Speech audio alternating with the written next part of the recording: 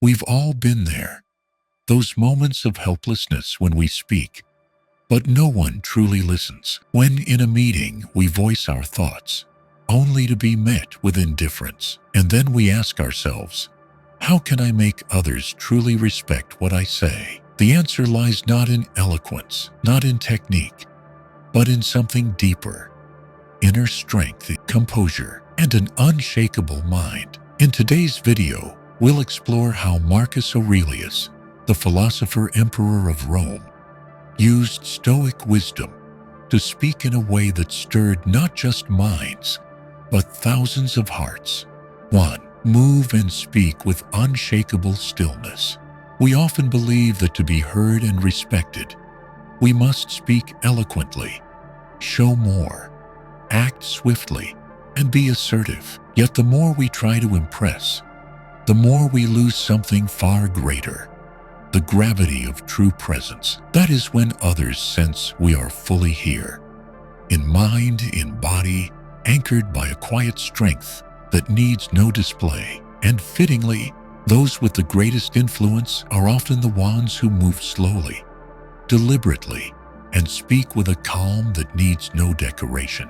Marcus Aurelius, the greatest philosopher king of Rome, did not lead through enthusiasm or bold speech. He led through timely silence, unwavering gaze, unhurried steps, and an inner life unmatched by external voice. Across thousands of journal pages, Marcus never urged us to speak louder or act more forcefully to earn respect. He reminded us that mastering our outer movements is the clearest sign of inner control. When we rush, our words lose their weight. When we act hastily, our gaze becomes unmuddled.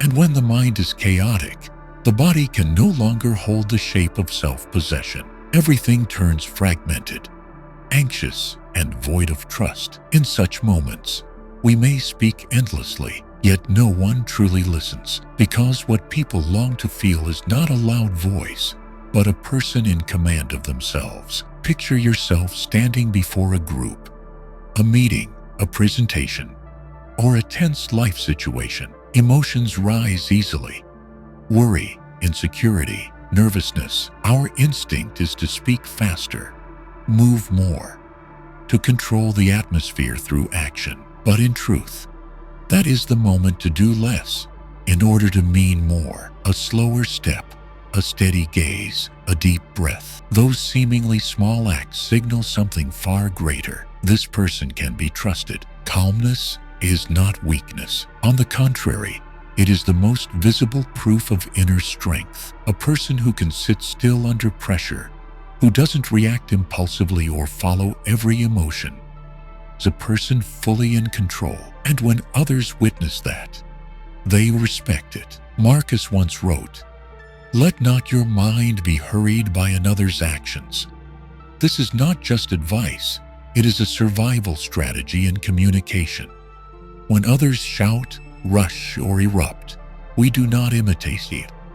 We slow our pace, we hold our ground, and in doing so, we take command of the room. The one who speaks little but with composure always outweighs the one who speaks much but lacks self-mastery. We can train this in life's smallest moments. When urged to answer a tough question, pause a few seconds before replying. When walking into a crowded room, observe before speaking. When emotion surges, take a full breath and choose your stance. Don't react on impulse. This is not an image tactic.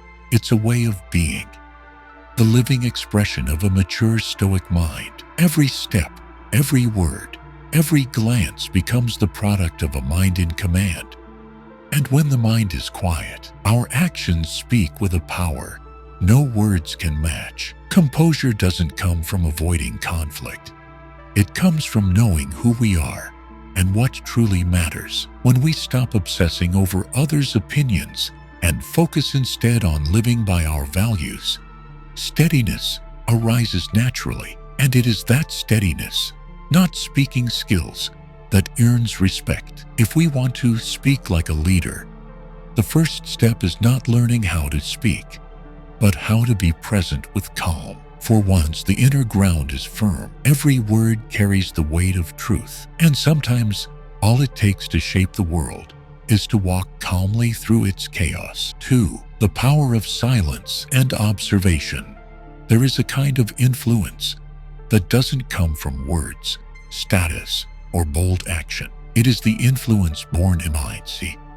It may sound paradoxical, but when we look closely at true leaders, those with steady character, we see they speak little, but with depth. They are silent, yet never invisible. We live in a world where everyone is trying to speak up. Everyone wants to be heard, to be seen, to be acknowledged. In meetings, on social media, in relationships, silence is often mistaken for weakness or passivity, and in doing so, most people overlook the power of those who observe, who listen, and who speak only when it matters. Marcus Aurelius and the Stoics never saw silence as a deficiency. They saw it as a refining tool of reason. For in stillness, we see clearly what is true and what is merely a fleeting emotion. Through observation, we understand others and ourselves more deeply. A person who speaks much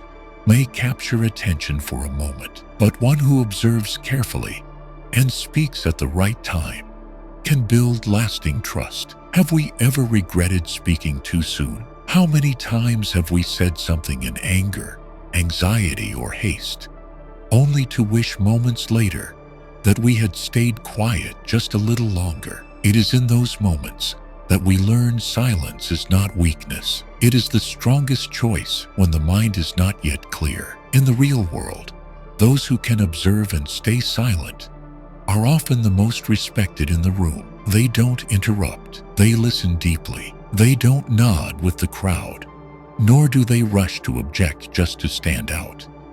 They let others reveal themselves, let the room express its emotion, and then choose their moment to speak. And when they do, the room goes still, not because they raised their voice, but because their silence gave every word greater weight. We see this clearly in true leaders, those who have faced chaos, battle, or crisis. They no longer need to prove themselves. In their eyes is understanding. In the way they observe, there is calm. They don't jump to conclusions.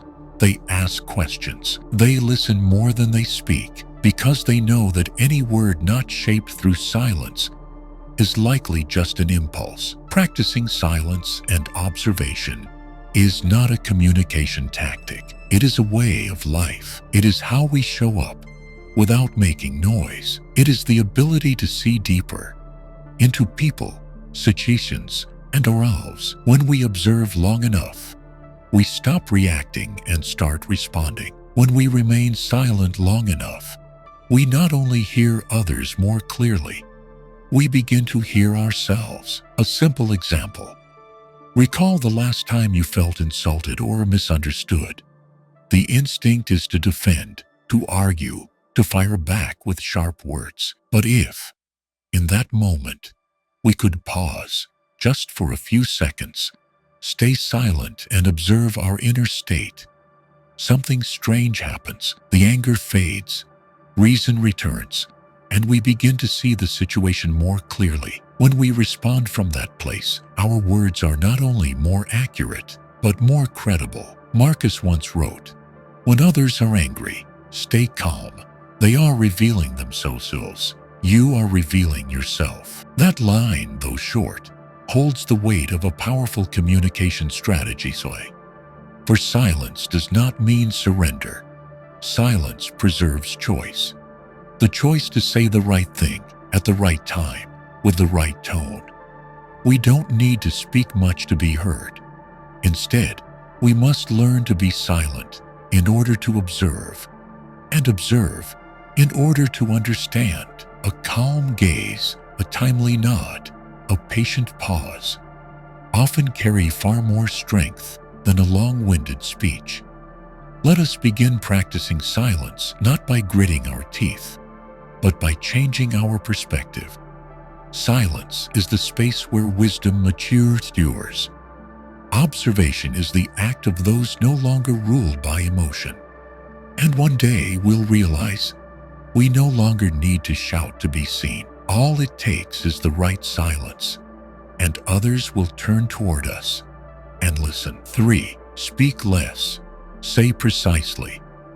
Every word a sharpened blade. In a world where everyone is trying to speak more, faster, and louder, the act of speaking less but with precision becomes both an art and a rare kind of strength. Stoics are not silent by nature. They simply choose their words with care, as if every sentence were a blade, sharpened through reason, observation, and inner depth. Marcus Aurelius, Epictetus, Seneca, they all agreed on one principle. Speech reflects the state of the mind. If the mind is chaotic, speech will be scattered.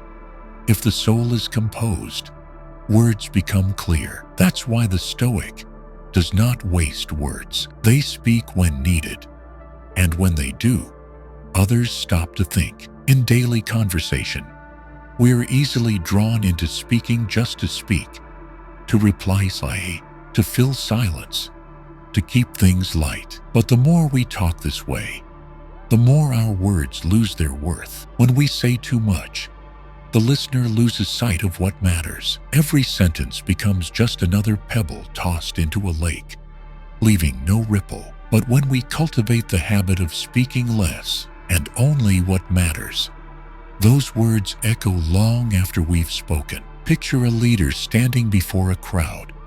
They don't begin with dramatic introductions. They don't ramble toward a point. They speak in just a few sentences, brief, precise, timely, and the room falls silent. Why? Because people sense the weight behind each word, like a blade honed all morning, meant to cut ends and clean. To reach that level, we must train deep awareness before speaking. Before uttering a word, ask, is this truly necessary? Will this add value?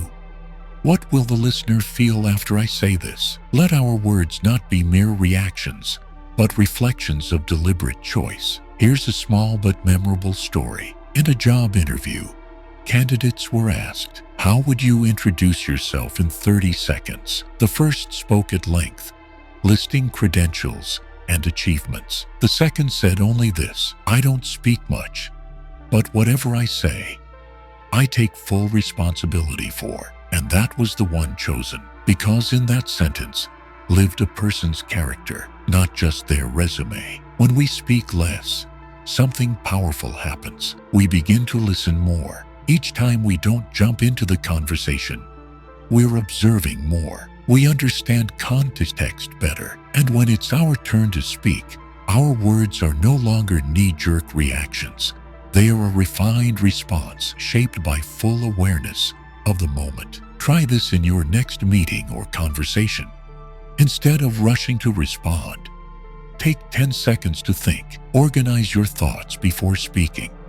Limit yourself to 2 or 3 sentences, just enough to deliver the core message. When we force ourselves to be brief, we trim the excess, and in doing so, sharpen our thinking. Stoics believe to respect language is to respect your own mind. They don't speak to overpower others. They speak to illuminate, to guide, to serve a purpose greater than themselves. Every word becomes a tool, not for manipulation, but for inspiration. We don't need to be orators. We only need to say the right thing, at the right time, with the right mindset. And that's the fastest path to credibility, where people don't just listen, they respect every word we speak. Speaking less is not silence. Speaking less is the discipline of saying only what's worth saying. And when each word is honed like a blade, sharp,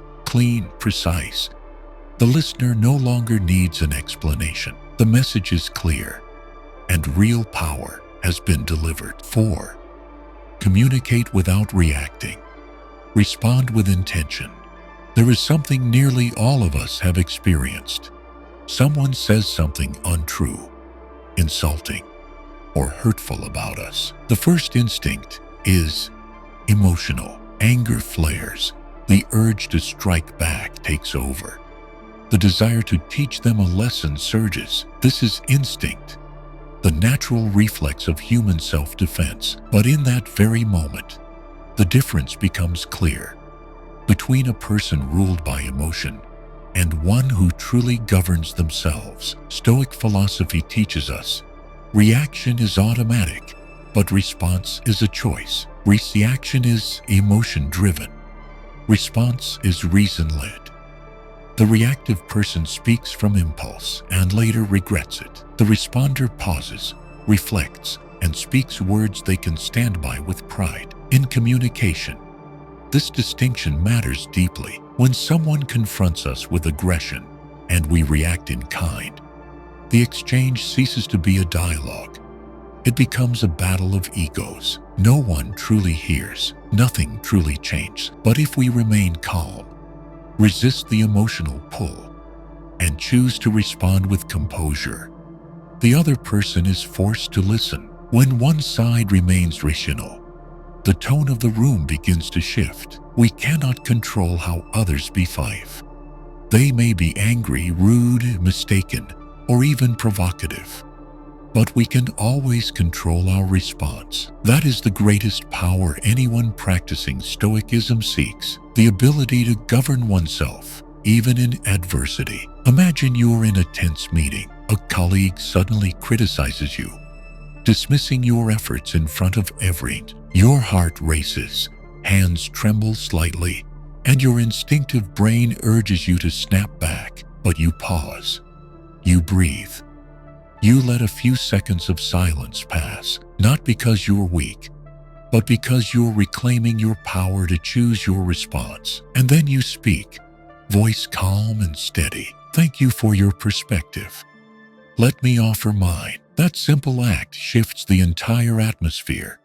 You've defended your position while embodying composure and professionalism, earning respect without raising your voice. A true leader isn't the one with the fastest answers or the one who's always right. It's the one who can restrain themselves at the tipping point, who stays grounded when others lose control. Marcus Aurelius, Emperor of Rome, wrote daily to remind himself not to react from emotion, knowing one outburst could destroy what took a lifetime to build. Practicing no reaction, only response, demands that we recognize emotion the moment it arises.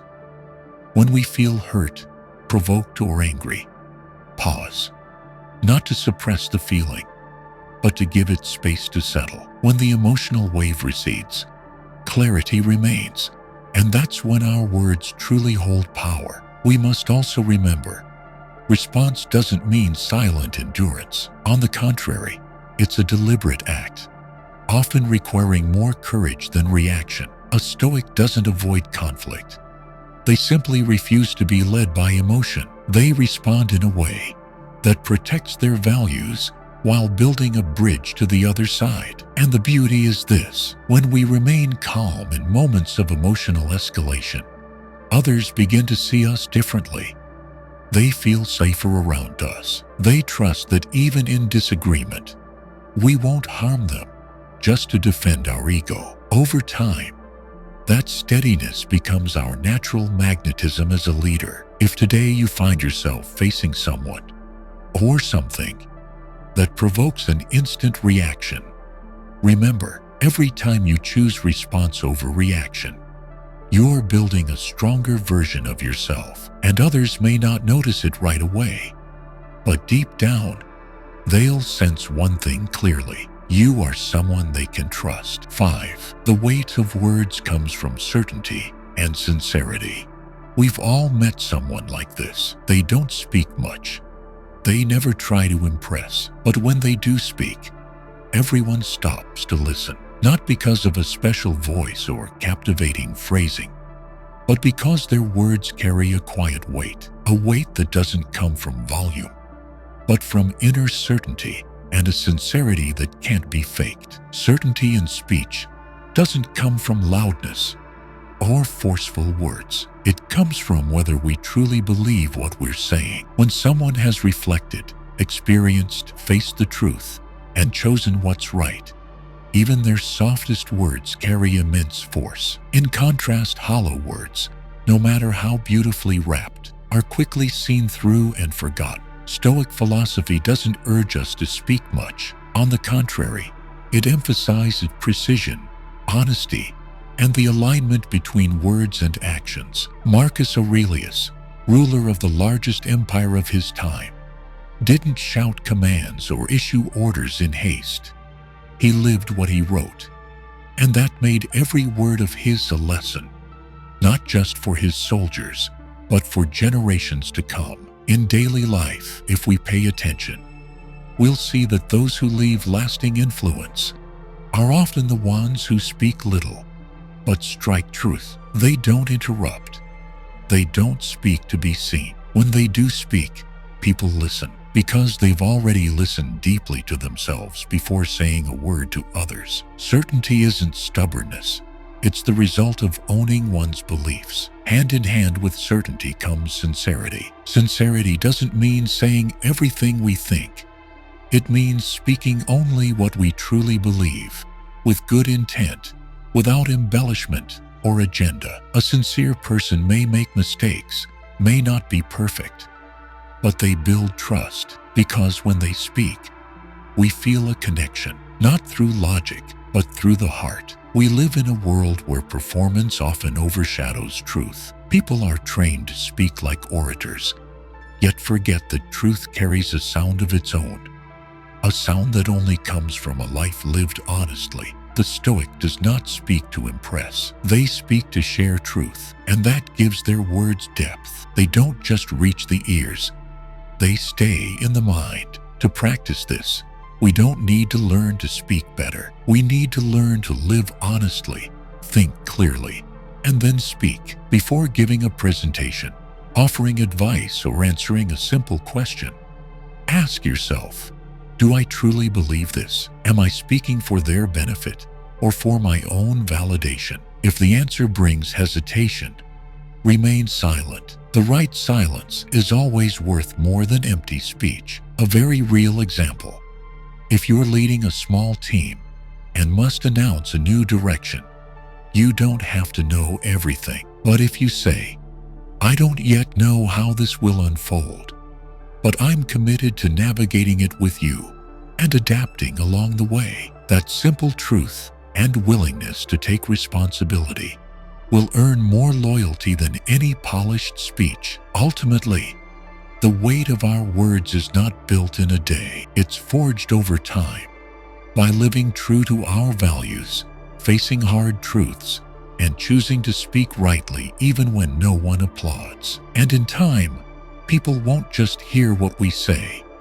They'll listen with the respect they hold for who we are. If one day we have something truly important to say, let it come from a grounded heart and an honest mind. Then we won't need to say much, because certainty and sincerity will speak for us. 6. Tell stories, but not to manipulate. Storytelling is one of humanity's oldest forms of communication. Long before we knew how to write, our ancestors passed down wisdom, values, and lived experience through stories told around the fire. And to this day, the power of storytelling holds true. But in the Stoic tradition, storytelling is not a tool for emotional manipulation.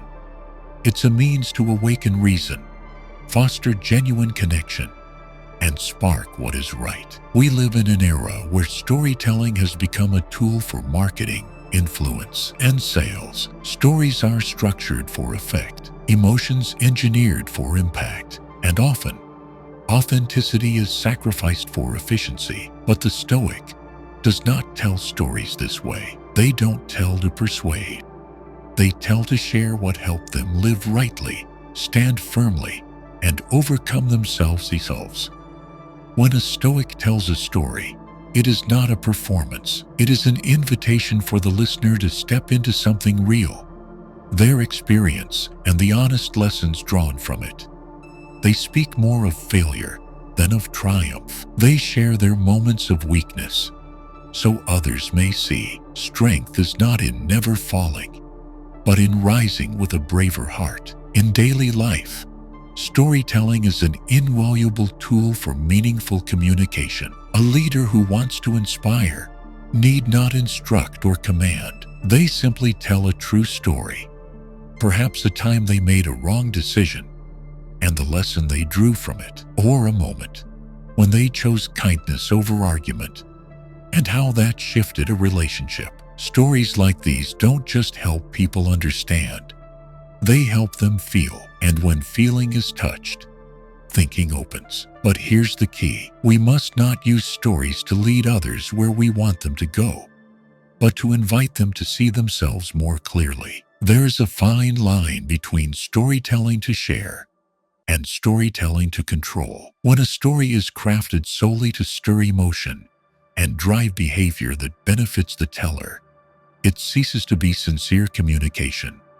It becomes subtle manipulation. Stoic philosophy urges us to speak with ethical responsibility. Telling a story is a moral act. It must come from a clean intent. No embellishment, no exaggeration, no using another's pain to prove a point. We don't need perfect stories. We just need real ones, because truth is what inspires, not technique. A simple example: you manage a small team and a young employee keeps making mistakes. Instead of scolding or lecturing, you could share your own early days, how you were confused, corrected, and what you learned. No conclusions, no keys to success, just a quiet, honest story, told with simplicity and sincerity.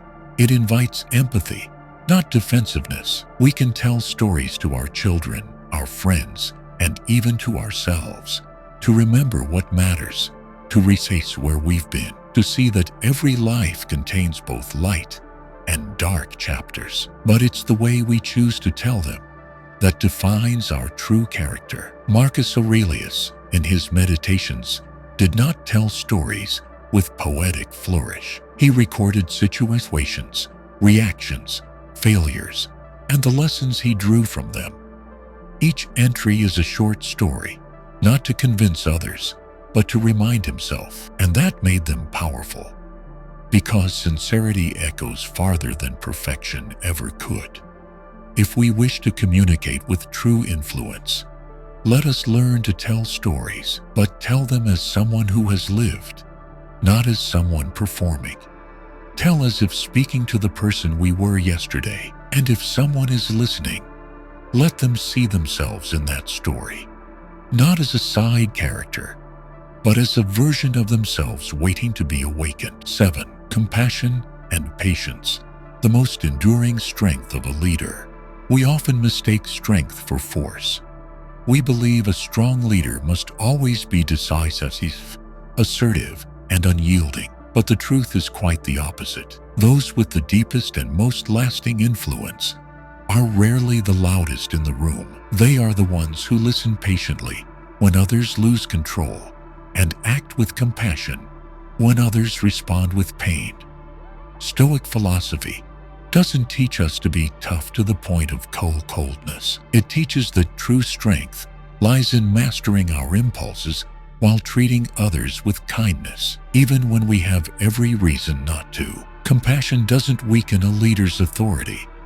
It makes it more human, more trustworthy. The same is true of patience. In a world where everything moves fast, where outcomes are measured by weeks and months, the patient person stands apart, not because they move slowly, but because they understand the rhythm of progress and refuse to force others to grow on their schedule. Imagine a great leader, not just because they are smart or capable, but because people feel safe around them. They don't shout when mistakes are made. They don't rush to judge when opinions differ. Instead, they ask calmly, "What happened? What do you need? How can I help?" In that steady presence, others don't just feel heard.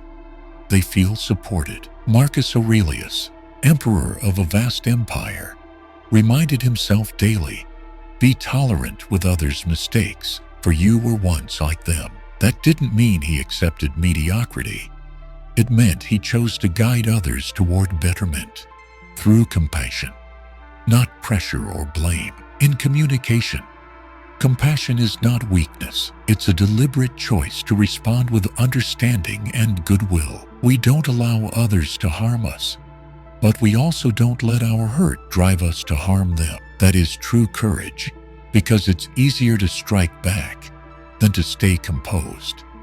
Easier to punish than to empathize. Likewise, patience is not passivity. It is the practice of one who knows that all meaningful change takes time. A friend of mine in education once told me about a student everyone believed was hopeless. The boy was defiant, disruptive, constantly in trouble.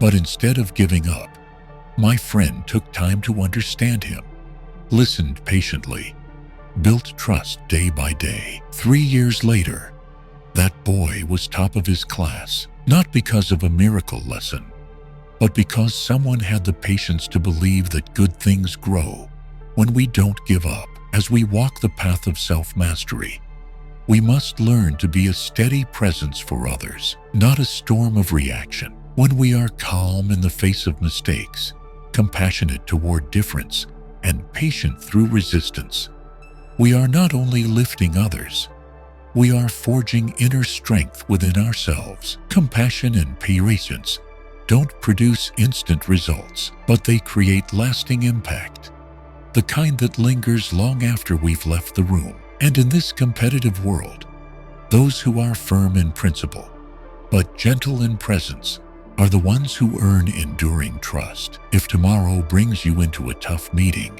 or a tense conversation, try a different approach. Step back, take a breath, listen without rushing to judgment. And if you can, ask a question before forming a conclusion. What you think may not be wrong, but what you haven't yet seen is someone's state of mind, their circumstances, their perspective. And seeing that is what makes you a true leader, not just a decision maker. Compassion is when you are strong enough not to strike back. Patience is when you are wise enough to wait for the right moment. And when both qualities are present in the way you speak, you no longer need to prove who you are. Others will see it for themselves. That is the most enduring strength of a leader. Not power, but humanity and composure. 8. Purposeful communication.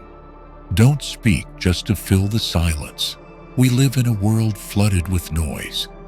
News never stops. Notifications pour in. Conversations often unfold not to foster understanding, but simply to avoid the discomfort of silence. In this context, purposeful communication is no longer optional. It's essential if we want our words to carry real meaning. The Stoics did not speak just to speak. They did not seek to fill the void with empty words. On the contrary, they viewed every spoken word as an ethical act, one to be weighed as carefully as any important decision. Words should have direction.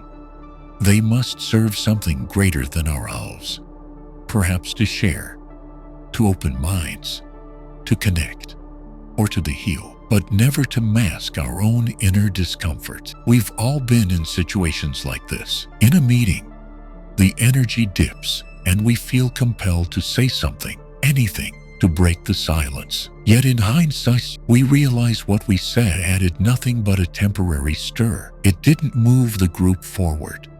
It didn't clarify anything.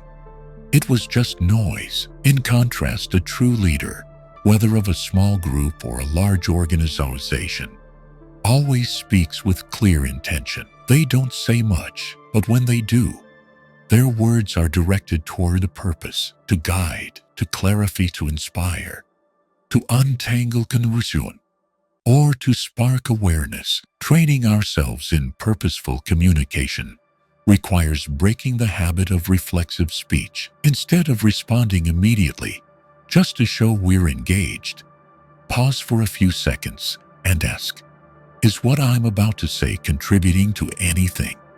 Will it help the listener understand? Will it offer connection, a solution, or inspiration? If the answer is no, silence might be the wiser path, not out of weakness, but out of wisdom. A simple life example.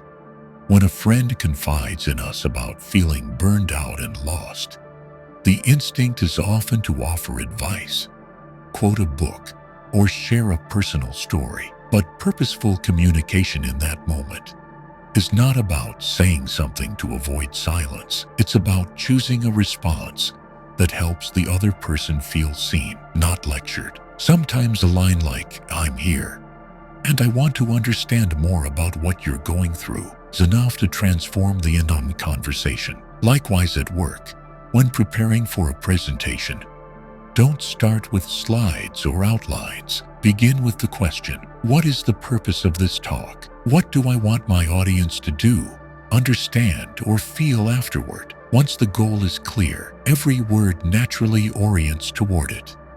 There's no more fluff, no more showmanship, and the audience senses the clarity, the sincerity, and the commitment in every word we say. Marcus Aurelius spent each evening reflecting on what he had said during the day and why he said it. He didn't write to boast, but to audit the intention behind his words. Because he understood this, speech is not a tool for self-display. It is a bridge toward a better world, beginning with the inner one. As leaders, whether of ourselves, our families, or organizations, when we speak without a clear purpose, we dilute our message and erode our credibility. But when every word is chosen carefully, spoken at the right time, in the right place, to the right person, our presence becomes exponentially more valuable. We don't need to say much to be heard. We need to say what's right to be respected. And saying what's right isn't just about using the right words. It's about speaking with clear intent, aimed towards something good. Before we speak, ask, what is this serving? Is it building or breaking? Is it connecting or dividing?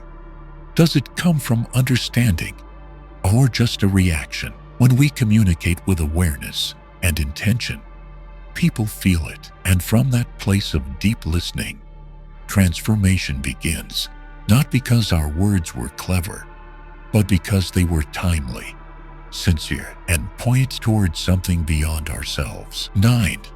Integrity between words and actions, the foundation of respect. Among all the things that earn others' respect, nothing is more enduring than consistency. Consistency is not stubbornness. It is the alignment between what we say and what we actually do. And in the eyes of others, that is the clearest sign of someone worthy of trust. We've all heard beautiful words, inspiring speeches, eloquent quotes, passionate promises. But if the speaker doesn't live by what they say, credibility quickly crumbles. Not because the words were wrong, but because they had no roots, and people can always sense that, whether they say it out loud or not. Stoic philosophy places little emphasis on promises. What matters is the alignment between thought and action. Marcus Aurelius, despite holding absolute power, examined himself daily. Have I lived in line with what I've written, what I've thought, what I've believed? To him, respect could not be demanded. It could only be built by becoming someone he himself could trust. We can see this clearly in everyday life. A manager who urges their team to maintain work-life balance, but constantly overworks, checks emails at midnight, and never stops pushing. Do their words carry weight? A father who tells his child not to lose their temper, but regularly snaps at the smallest inconvenience. What lesson will that child truly learn? Action is the clearest language. What we do when no one is watching is the truest evidence of the values we claim to live by. And when our actions fully match our words, we don't need to persuade anyone. Truth naturally creates impact. Consistency also grants us a rare inner peace. We no longer worry about keeping up appearances, no longer split ourselves between who we say we are and how we behave. When word and deed become one, we become free. Each time we speak, people don't just hear us, they trust us, because trust has already been earned. Of course, Living with consistency is not easy. There will be times of conflict, failure, or lack of courage to act in alignment with our words. But even in those moments, the honesty to admit and correct ourselves is a form of consistency. What truly breaks trust is not the mistake, but the cover-up, the excuse, or continuing to speak one way while living another. A real-life example. A startup leader once promised financial transparency, open communication, and no hidden decisions. But when the company hit a crisis, he went silent, withheld information, and made abrupt choices. The result? His team lost faith in all future promises, no matter how reasonable or professional his words sounded, because a word not backed by action is just an empty echo. In contrast, I knew a middle manager. He didn't speak much, nor did he make big promises, but everything he said, no matter how small, was followed through. If he said, "I'll reply to that email today," you'd receive it before 5 p.m. If he promised, "I'll back the team if a client issue arises," he was the first to stand up. Because of this, he didn't need to assert authority. Respect naturally flowed from quiet consistency. In all relationships, professional, personal, societal, consistency is the rarest form of wealth. It doesn't appear overnight, but each time we say the right thing and then do exactly that, we lay another brick on the bridge of trust others can walk across. If today you're about to speak, lead, or make a promise, ask yourself, am I ready to live by this? If not, stay silent or say less, because one small word followed by action is worth more than 1,000 promises we can't keep. Respect is not built on what we say in the light, but on what we quietly do when no one is watching. And once our words and actions are one, we no longer need to chase credibility. It will come to us. 10. Communication isn't about control. It's about lifting others up. In many relationships, at work, at home, among friends, or within communities, we often use communication as a tool to get what we want. We persuade, steer, and at times unconsciously manipulate, aiming to control outcomes or bend others' behavior to match our expectations. But in doing so, we lose the most valuable essence of communication: its ability to elevate another person. Stoic philosophy doesn't treat communication as a strategy. It regards speech as a moral act. Every word we speak leaves a trace on another's mind, and that trace should enlighten, encourage, and awaken strength, not create pressure, judgment, or a sense of being controlled. Let's reflect. How many times have we spoken not to help someone grow, but simply to get them to comply? How often has our advice been a disguised judgment? How often have we asked questions not to understand, but to lead someone into thinking our way? There's nothing wrong with wanting someone to change, but if that change comes from fear, coercion, or the sense of being manipulated, it isn't real change, it's surrender. By contrast, when communication is guided by sincerity and the intent to lift someone up, something remarkable happens. The listener doesn't feel pressured. They feel understood. They are not forced to act. They choose to, inspired by both the message and the way it was delivered. A great leader doesn't use words to command obedience. They use words to activate autonomy in others. They don't try to mold people into a template. They help them see the value already within. And for that reason, their influence extends beyond a single situation. It becomes deep, expansive, and enduring. Imagine you are managing a team of young professionals. One member makes a mistake that delays the project. You have two ways to respond. One is to criticize, demand correction, and threaten consequences. This might work in the short term. But what does it leave behind? Fear, withdrawal, and likely a loss of trust. The second way is to communicate with the intent to lift. You explain the impact calmly. You ask, was something unclear? How can I support you to do better? Then you help them extract a lesson, rather than wear the guilt. At that point, you haven't just corrected a mistake. You've built a person. Marcus Aurelius dealt with countless generals, advisors, and soldiers of all temperaments, but he never ruled through force. He listened, reflected, and communicated to awaken reason in others, because he understood when people are driven from within, they go further than any external command could push them. We don't need to be high-ranking leaders to practice this. In daily life, every word we speak to our children, partners, or friends is an opportunity to lift them up. We can choose words that make others feel trusted, seen, and capable. This requires no fancy language, just a sincere heart and a non-judgmental presence. Speaking to lift others doesn't mean we're always gentle, agreeable, or conflict avoidant. On the contrary, sometimes lifting someone requires telling the truth they've been avoiding, but saying it with compassion, not pride. When a message is delivered from goodwill, even when direct, it can still be received as a gift. And in the end, when we look back on our journey in communities, what we're most proud of likely won't be the moments we hit a nerve or won the debate. It will be the moment someone returned and said, "Thank you for that conversation. It changed how I see myself." Communication isn't about manipulating outcomes.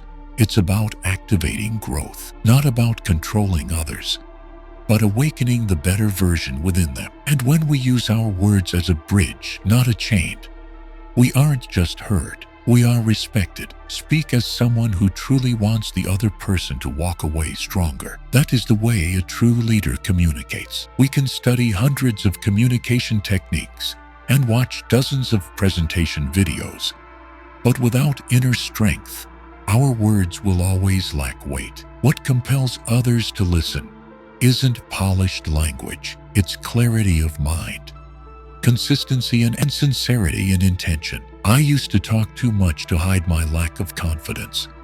Every time I went silent, I feared others would think I had nothing to say. But over time, I realized people don't need you to say more.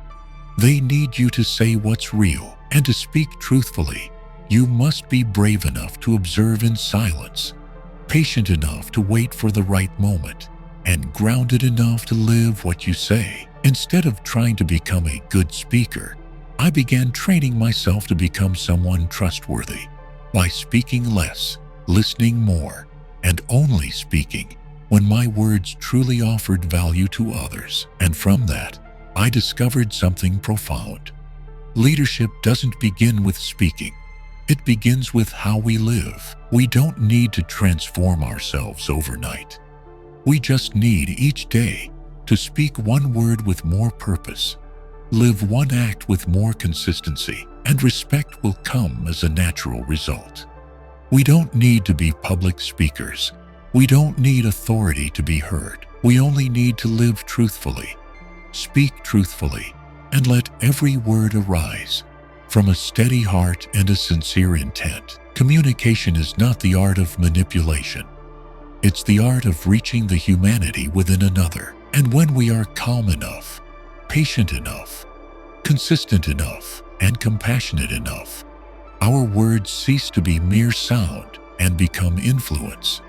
If you found this video helpful, please like, subscribe, and turn on notifications so you don't miss future content that helps you grow stronger each day. Because in the end, the most respected person is not the one who speaks best, but the one who lives most authentically. See you in the next video.